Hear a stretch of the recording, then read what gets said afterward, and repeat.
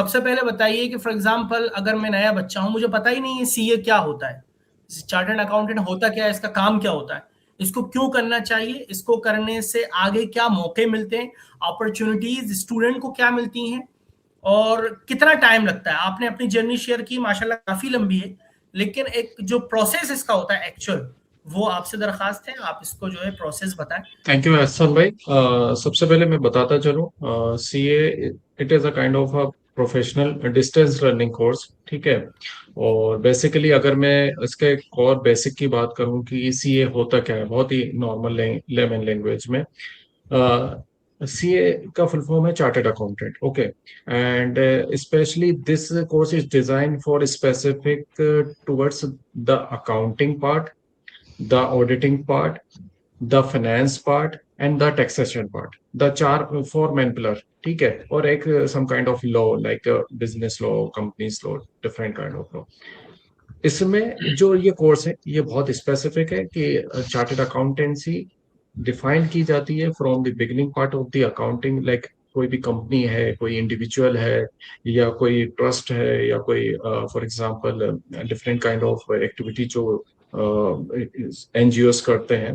तो accounting perspective से, auditing perspective से, अकाउंटिंग पर्सपेक्टिव से मतलब रिकॉर्डिंग, चार्टर्ड अकाउंटेंसी में जनरली जो चीज होती है कि चार्टर्ड अकाउंटेंसी लाइक कि किस तरीके से अकाउंटिंग होगी, किस तरीके, क्या पैटर्न होगा, ठीक है। और ऑडिटिंग मतलब कि अगर हमें किसी चीज की ऑडिटिंग करना है from the beginning to the end, different kind of audit होते हैं उसमें। फाइनेंस में कि कंपनी की फाइनेंशियल कैपेबिलिटी क्या है, वो प्रॉपर हर एक चीज का knowledge, detail knowledge chartered accountancy course में दिया जाता है। Approximately right now the tenure of the, अगर हम मिनिमम दर्जे की बात करें तो 3.5 से 4 साल इस कोर्स को कंप्लीट करने में लग जाते हैं।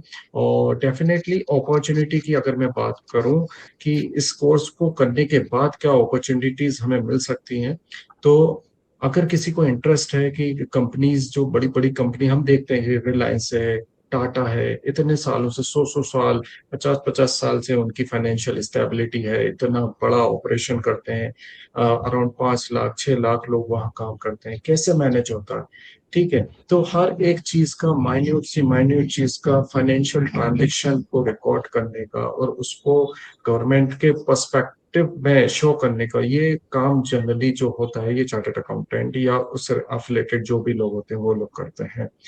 और इसमें अपॉर्चुनिटीज यस कंपनीज में होती है, कंपनीज के जैसे अकाउंट्स में अकाउंट्स डिपार्टमेंट होता है, फाइनेंस डिपार्टमेंट होता है, परचेजिंग में, सेल्स में, कि किस तरीके से आपको कंपनी रन करना है, क्या अपॉर्चुनिटी आपको है।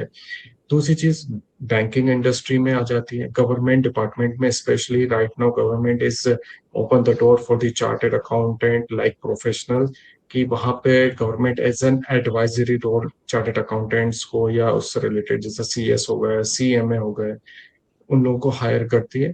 और बहुत ज्यादा अगर मैं आपको बात करूं कि अगर आपको इंटरनेशनल एक्सपोजर लेना है तो चार्टर्ड अकाउंटेंसी एक ऐसा कोर्स है जिससे कि आप बहुत आसानी से इंटरनेशनल एक्सपोजर ले सकते हैं।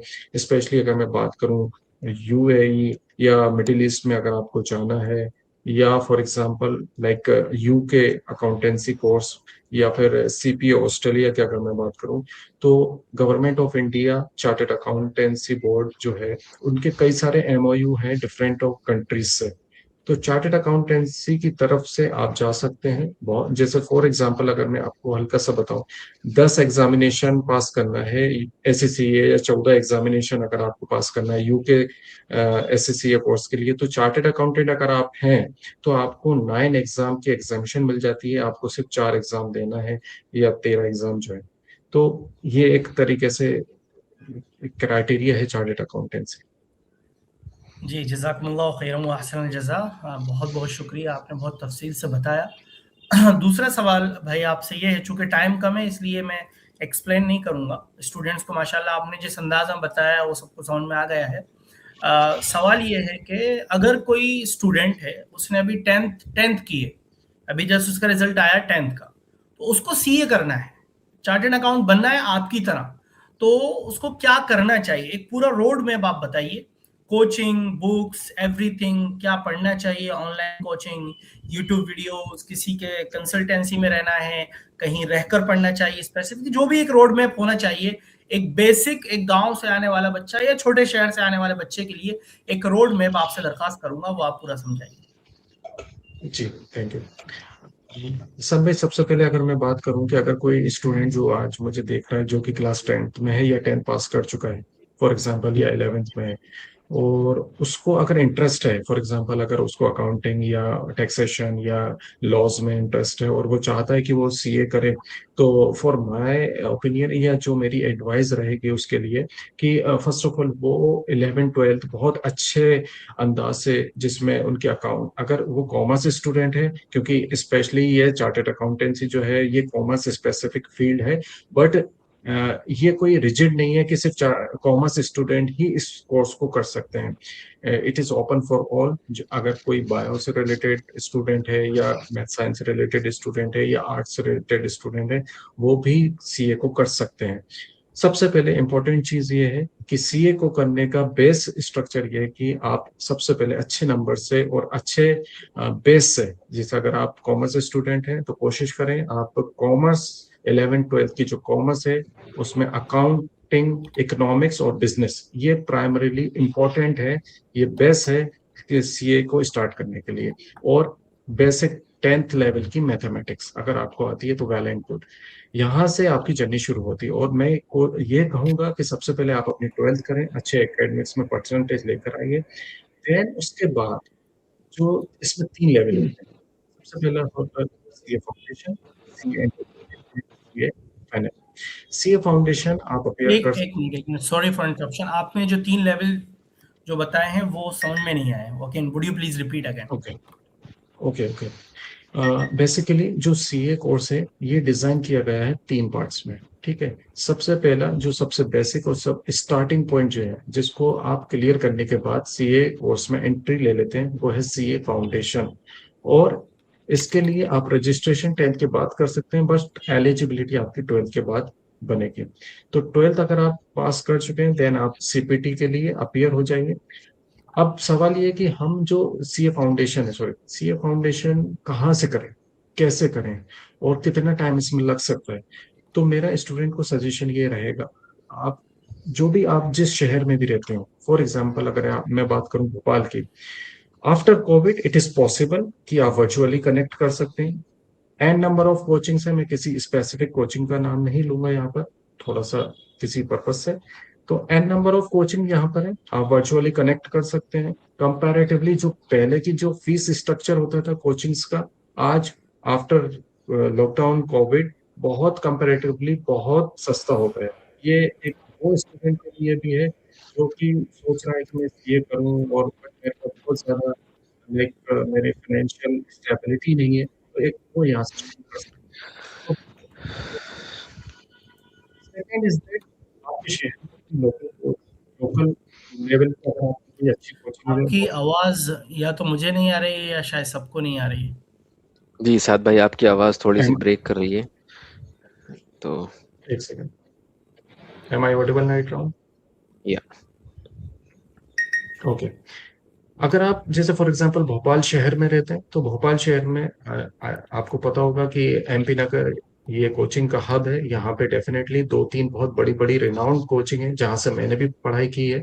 आप सीए फाउंडेशन का एक कोर्स ले सकते हैं, रजिस्ट्रेशन कर सकते हैं, और मिनिमम 3 और मैक्सिमम 6 महीने की तैयारी में आप सीए का फाउंडेशन क्लियर कर सकते हैं। और जो भी बुक्स हैं वो आप जब रजिस्ट्रेशन करते हैं वहां से आपको इंस्टीट्यूट की तरफ से बुक्स अवेलेबल हो जाती हैं। और जो भी जिस कोचिंग में भी आप एनरोल करते हैं वो from the beginning part to the end part हर एक लेवल पे, चाहे वो आपके एकेडमिक्स हो, चाहे आपके मॉक टेस्ट प्रिपरेशन हो, चाहे आपको मेंटोरशिप देना हो, हर एक चीज कोचिंग प्रोवाइड करती है। ये सर समझे।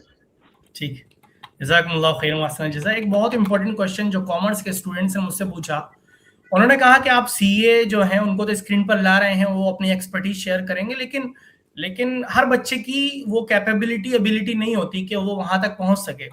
अब वो बच्चे, वो जी, स्टूडेंट्स जिन्होंने कॉमर्स ले लिया है, अगर वो जी, सीए नहीं कर पा रहे हैं, तो सीए के अलावा, सीए नहीं तो क्या, कौन कौन से करियर के ऑप्शंस अवेलेबल होते हैं? एमबीए, सीएस, सीए में फाइनेंस, बैंकिंग, इन्वेस्टमेंट, क्या लेना चाहिए, क्या करना चाहिए, किस में करियर स्टेबल है और किस में अच्छा स्कोप है, आगे जाकर हमें अपॉर्चुनिटीज भी मिल सकती हैं? एक कॉमर्स स्टूडेंट के लिए आपसे ये सवाल। थैंक यू हसन भाई। सबसे पहले अगर मैं आपको ये बात बताऊं कि अगर कोई स्टूडेंट है जिसने कॉमर्स लिया हुआ है और वो किसी वजह से सीए नहीं कर पा रहा है, तो जैसा कि मैंने पहले भी मेंशन किया, CA it is a distance learning professional course, ठीक है। सीए के साथ आप ऐसे कई सारे रेगुलर कोर्सेज कर सकते हैं जो डिफरेंट डिफरेंट यूनिवर्सिटी करवाती हैं। जैसे कि अगर मैं, दो टाइप के आजकल कोर्स चलते हैं मार्केट में, एक होते हैं एक्टिव और एक होते हैं पैसिव कोर्सेज। पैसिव कोर्सेज वो कोर्सेज जो ट्रेडिशनली पहले से चले आ रहे हैं, जैसे अगर आपको मैं बताऊं, बीकॉम है, बीबीए है, ठीक है, या फिर फॉर एग्जांपल अगर कॉमर्स से रिलेटेड और जो चीजें हैं, लाइक स्पेशलाइजेशन है, अगर टीचिंग एरिया में किसी को नॉलेज है तो वो बीकॉम एमकॉम कर सकता है, उसके साथ बीएड या फिर यूजीसी नेट देकर असिस्टेंट प्रोफेसर बन सकता है। और आजकल जो एक्टिव कोर्सेज हैं जो मार्केट में ट्रेंडिंग में है, जिनके बेसिस पे आप एक अच्छी स्किल डेवलप कर सकते हैं, और उन स्किल के बेसिस पे आपको कोई अच्छी कॉर्पोरेट्स में या फिर जो इंडिविजुअली फ्रीलांसिंग करते हैं उन लोगों को आप सर्विस प्रोवाइड कर सकते हैं। जैसे कि अगर मैं आपको बताऊं कि आप बीबीए है, एमबीए है, बीकॉम है, एमकॉम है, ये कोर्सेज आप कर रहे हैं, बहुत अच्छी बात है। बट कुछ स्किल बेस्ड कोर्सेज जो आज के टाइम में मार्केट में चल रहे हैं या जिनकी नीड है स्पेशली राइट नाउ, जैसे मैं हमेशा हर एक स्टूडेंट से कहता हूँ, चाहे वो बायोलॉजी का स्टूडेंट हो चाहे मैथमेटिक्स का हो, कि आपको primarily computer knowledge, basic computer knowledge होना बहुत जरूरी है, लाजमी है।